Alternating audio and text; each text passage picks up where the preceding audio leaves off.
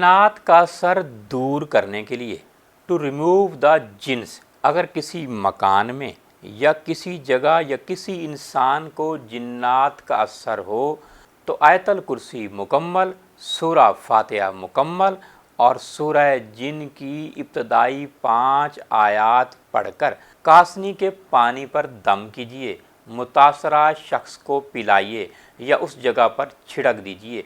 इंशाअल्लाह जिन हमेशा के लिए चले जाएंगे।